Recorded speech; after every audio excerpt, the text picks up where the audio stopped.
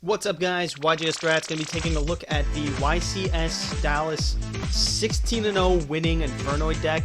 The player was a guy by the name of Eric Christensen.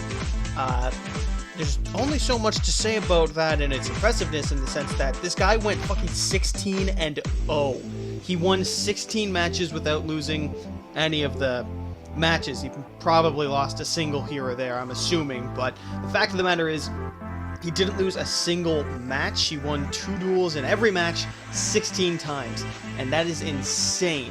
So we're going to go over a quick look at his profile, and I guess I'll say I really hope that this is Eric Christensen here, because if not, I'm showing the wrong person and I look like a total amateur.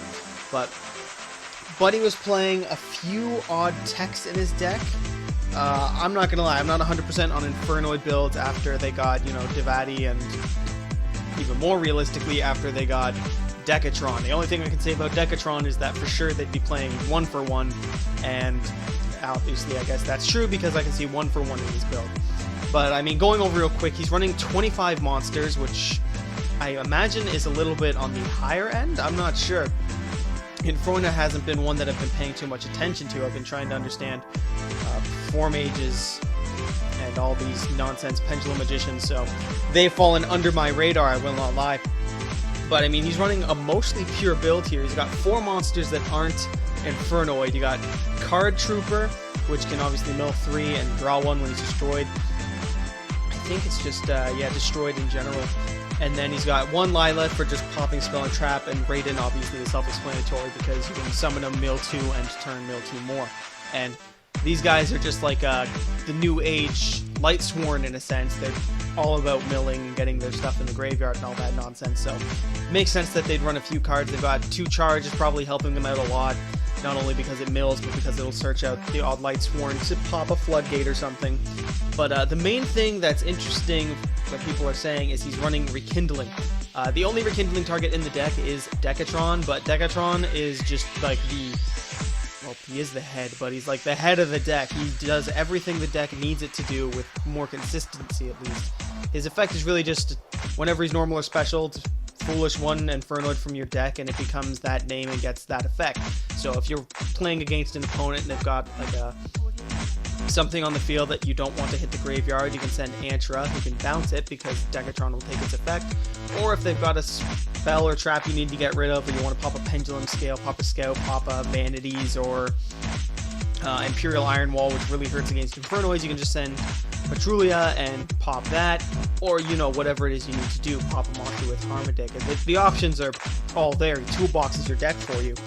And I guess the guy figured that Christensen thought that Rekindling was worth it at 1 just to special summon a Decatron for, sending things to the graveyard, which obviously helps because you can banish them from the graveyard to summon them from your hand. He didn't run too many big beaters. He ran 2 Zavati and 1 Anuku, which is, I don't know, I guess that might be standard. I'm not 100% on Infernoid builds, but it's interesting. So there weren't too many outs to big beaters by battle, but I guess there never really is there? Yeah, 16-0, that's mind-blowing. I mean, Infernoids are like Lightsworns in the sense that they're milling, and so you're honestly based on the luck of the mill. And if you get the right mills, it's great, but if you mill, Burial, 2 charge of the Light Brigades, of 1-for-1 and a Rekindling off your entire turn, it's like, oh, well, I can make some plays next game. I can do that next, round 2, scoop phase. I mean, nuts. Congrats to Erickson. A few other things to note about the deck. He was running Mischief of the Gnomes in the side deck, which is kind of like a breakthrough skill version of Stygian Dirge. It reduces the levels of all monsters in each player's hand by 1, and then you can banish it from the graveyard to reduce the levels of all monsters in player's hand by 1, even after they're summoned or set. So you activate this either from graveyard or from, the field, and then everything in their hand drops 1 level, which can really hurt against other decks, like Tellers or Burning Abyss or anything that's going to be playing, rank 4 spammy or all that. Really going to hurt you because all your monsters become level 3, and generally are level 2 in the case of Burning Abyss, but you get my point. It really hurts them. It was a deck, or a card I was going to do a video on, but it slipped my mind, and truthfully it just doesn't see much play, so it's good to see this guy using a bit of a ingenuity in his deck in that sense. He's not running many Light Sworns, which from what I remember was key to the deck back in the day. I'm guessing Decatron solves that problem. And then other than that, his deck is pretty standard, especially in terms of side. You know, Royal Decree, Mistakes, Fairy Winds, Mystical Space Typhoons, Defusion for Shaddolls, and one Chaos Hunter. So this is obviously great because if your opponent can't banish cards, that really hurts things like Necroz or in the mirror match maybe, that sort of thing. I do believe he was the only guy in the top 32 running Infernoid, so kudos to him. It's good to see Infernoids getting representation. I did say in my top 10 decks of the format that they'd be a contender just because Decatron solved some problems, and I guess I was right, even though I can admit that was mostly based off of my assumptions of the deck without actually learning what it can and can't do. His extra deck was fairly solid, stable as well. The only thing of note really in it is the Psyframe Lord Omega, which has now gone up in price, so I want to say, wow, Eric Christensen, thank you. I wanted to build this deck and I could have bought it for 15 and I didn't, and I hate myself. But this guy puts in a lot of work for the deck. Basically, you can banish a card from your opponent's hand, which is really great. If you know, playing against something like Infernoid, or not Infernoid, sorry, Necroz, and they activate their whatever spell it is, Mirror or Cycle or something, you can banish the monster that they're trying to summon in their hand. Or I believe in like Shadow Mirror or Shadow matchup, you could just banish him if he's the only extra deck card on the field. They won't be able to send stuff from the deck, and you'll snipe something out of their hand, so they might not even be able to make a monster in that case too. So he's definitely a solid generic synchro for the deck. He helped out a bit, and obviously his price shows that people think that as well. And then if you're wondering in terms of the deck lineup, he is running things like Gaia, Scrap Archfiend, and Gemknight Pearl, and that's only because the Infernoid monsters effects all say that you can't summon them if the total level of effect monsters, level and or rank of effect monsters on the field is greater than 8.